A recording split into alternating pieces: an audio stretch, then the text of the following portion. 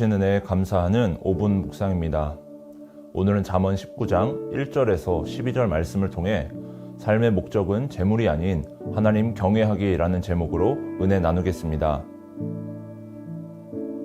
오늘 본문은 하나님을 경외하는 사람들이 가져야 할 재물관, 물질관에 대해서 말씀해주고 있습니다. 재물을 가지고 있으므로 따라오는 이익들은 많이 있습니다. 특별히 오늘 말씀에서는 재물이 많으면 주변에 사람이 모인다는 것을 강조하고 있습니다. 재물은 많은 친구를 더하게 합니다.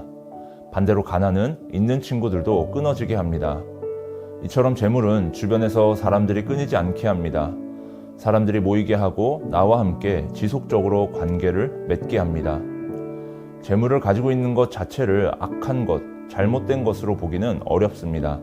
그러나 많은 재물에 대한 소유의 유무보다 중요한 것이 있습니다.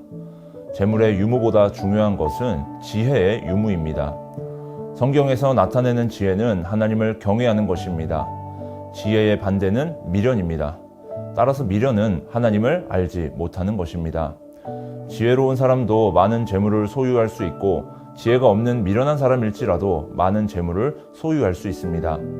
그러나 지혜로운 자와 미련한 자는 재물을 모으는 방법과 사용에 있어서 큰 차이를 가지고 있습니다. 내용 관찰 질문을 따라서 본문 말씀을 살펴보겠습니다. 내용 관찰 첫 번째 질문입니다. 미련한 자는 패역하고 거짓된 방법으로 물질을 모아 누리지만 결국은 어떻게 됩니까? 미련한 자가 재물을 모으는 방법은 패역과 거짓입니다. 패역이란 도리에서 벗어나고 순리를 벗어난다는 뜻을 가지고 있습니다. 미련한 자는 올바른 길이 아닌 잘못된 방법으로 재물을 모으고 거짓으로 재물을 모으게 됩니다. 그리고 그것을 누리며 잘 살고 있는 것 같지만 그 끝은 복되지 않음을 알 수 있습니다. 미련한 자는 자신의 길을 굽게 만듭니다. 곧은 길도 굽게 만들며 자신이 앞으로 나아가는 것을 더 어렵게 힘들게 만듭니다. 자신 스스로 장애물을 만들어 버립니다. 그리고 결국에 여호와 하나님을 원망하게 됩니다. 자신의 꾀에 자신의 무지로 인하여 앞으로 나아가야 할 길이 더 어려워졌지만 그 원인을 자기 자신에게서 찾지 못하고 하나님을 원망하게 됩니다. 또한 거짓으로 살아가는 사람은 그에 대한 벌을 피하지 못합니다. 오늘 말씀 5절과 9절에서 동일한 반복을 통하여 강조하고 있습니다. 거짓 증인은 벌을 면하지 못할 것이요 거짓말을 하는 자도 피하지 못하리라. 거짓 증인은 벌을 면하지 못할 것이요 거짓말을 맺는 자는 망할 것이니라. 거짓을 일삼는 미련한 자, 곧 하나님을 알지 못하는 자는 결국 그에 합당한 벌을 피하지 못하게 됩니다. 내용 관찰 두 번째 질문입니다. 지혜를 얻고 명철을 지키는 자는 어떤 삶을 살게 됩니까? 지혜를 얻고 명철을 지키는 자는 미련한 자와는 반대의 삶을 살게 됩니다. 8절 말씀에 따르면 지혜를 얻은 자는 자기 영혼을 사랑합니다. 명철한 자는 복을 얻게 됩니다. 지혜와 명철을 가지고 지키며 살면 복된 삶을 살아갈 수 있습니다. 연구와 묵상입니다. 지혜를 얻고 명철을 지키는 자는 왜 자신의 영혼을 사랑하고 복을 얻습니까? 자기 영혼을 사랑하는 것은 자기애가 더욱 커진 것을 의미하는 것이 아니라 육신의 삶은 물론이거니와 죽음 이후에 영원한 삶에서의 자기 자신을 사랑한다는 것입니다. 이 땅에서의 삶과 영원한 삶은 모두 여호와 하나님께로부터 받았다는 것을 알기 때문입니다. 영원한 생명은 하나님께서 주관하시기 때문에 그분이 허락하지 않는다면 얻을 수 없기 때문입니다. 자신의 영혼은 곧 하나님께로부터 받은 선물입니다.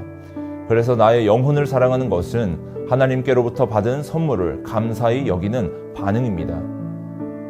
명철은 하나님께서 창조하신 세상의 이치를 깨닫게 되는 통찰력입니다. 이 또한 여호와께로부터 받은 능력입니다. 하나님께서 내 눈을 열어주시고 나의 지식의 문을 열어주셔서 세상의 주관자를 깨닫고 세상을 주관하시는 하나님의 섭리를 깨닫고 세상이 돌아가는 원리를 깨닫게 됩니다. 이를 깨닫고 삶을 사는 것과 깨닫지 못하고 삶을 사는 것은 큰 차이가 있게 됩니다. 느낀 점입니다. 말씀을 통해 지혜와 분별력을 얻는 자는 하나님과 이웃을 섬겨 복된 삶을 살게 된다는 말씀에서 무엇을 느낍니까? 결국 하나님의 사람은 하나님께로부터 받은 은혜를 흘려보내야 합니다. 하나님께서 내게 베풀어 주신 가장 큰 은혜는 구원의 은혜입니다. 죽음 이후에 영원한 생명을 약속받았다면 더 이상 이 땅에 남아있을 이유가 없을 것입니다. 하지만 하나님께서는 우리에게 영원한 생명을 약속하여 주셨음에도 불구하고 이 땅에서 육신의 삶을 살아갈 수 있는 시간을 허락해 주셨습니다. 이 땅에서 하나님께서 세우신 창조 질서 안에서 계속 살아갑니다. 그렇다면 하나님께서 우리를 이 땅에 남겨두고 계시는 목적을 깨달아야 합니다. 인생에 있어서 죽음이라는 가장 큰 문제를 해결한 우리는 이제 하나님께로부터 부여받은 모든 시간과 물질, 재능과 가치들을 하나님의 목적과 뜻에 맞게 사용하여야 합니다. 하나님을 향한 사랑과 이웃을 향한 사랑을 실천하는 데 사용되어야 합니다. 결단과 적용입니다. 내가 물질을 가장 많이 사용하는 곳은 어디입니까? 재물을 삶의 목적으로 삼지 않고 하나님을 경외하고 이웃을 섬기는 데 사용하기 위해 무엇을 결단하겠습니까? 대부분의 수입은 가정을 유지하고 자녀를 양육하는 데 사용됩니다. 하지만 하나하나 섬세하게 따져볼 필요가 있습니다. 이것이 과연 하나님께서 목적하신 바가 맞을까? 하나님께서 나에게 물질을 주신 이유가 이것인가 살펴보아야 합니다. 가정을 위해서 지출한다고 하지만 나의 욕심은 아닌지, 자녀를 위해서 지출을 한다고 하지만 나의 욕심은 아닌지 살펴보아야 합니다. 혹은 내가 내 이웃을 위해서, 내 교회를 위해서 사용한다고 하지만 겉으로 보기에 좋게 포장하여 나의 내면의 욕심과 나의 뜻을 이루기 위해서 사용하는 것은 아닌지 살펴보아야 합니다. 또한 나의 소비 생활을 정리해보고 일정 금액을 하나님께 드린다, 내게 맡겨진 이웃을 섬기는데 사용한다와 같은 결단이 필요합니다. 금액의 크고 작음보다 중요한 것은 나의 결단하는 마음의 중심이며 지속성입니다. 재물은 목적이 아니라 수단입니다. 재물을 많이 모으는 목적은 내가 더 많은 것을 누리며 나의 욕심을 채우기 위함이 아니라 하나님 나라 확장과 영혼 구원이 되어야 합니다. 내가 누릴 수 있는 것도 하나님의 은혜입니다. 하나님께서 베풀어 주시고 허락하여 주셨기 때문에 내가 누릴 수 있는 것입니다. 나의 능력이나 노력으로 인해서 얻어진 것이라고 생각해서는 안 될 것입니다. 따라서 하나님께서 내게 허락하신 물질에 감사하는 마음을 갖고 그 물질이 하나님의 뜻에 맞게 가장 필요한 곳에 쓰일 수 있도록 잘 분별해야 합니다. 하나님께서 나를 이 땅에 남겨두신 이유는 하나님의 뜻을 이루기 위해서입니다. 나를 통하여 한 영혼이 하나님께로 돌아오게 하기 위함입니다. 그 목적을 이루기 위해서 하나님께서 지금도 나를 지키시고 베풀어 주십니다.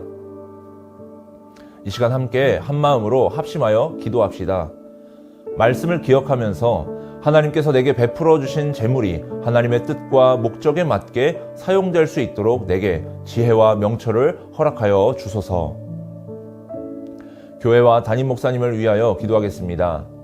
성문교회에 베풀어 주신 하나님의 은혜를 가둬두지 않고 흘려보낼 수 있는 주의 몸된 교회가 되게 하시고 세워주신 담임 목사님께 강건한 영적, 육적 체력 더하여 주셔서 맡겨진 사역 잘 감당할 수 있도록 붙들어 주옵소서.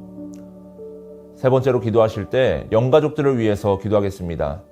육체의 아픔과 영혼의 질병, 대인관계와 물질의 어려움 가운데 고통받는 영가족들에게 회복과 치유의 은혜를 더하여 주셔서 하나님의 놀라운 인도하심을 경험하고 기쁨으로 주께 나아오게 하여 주소서.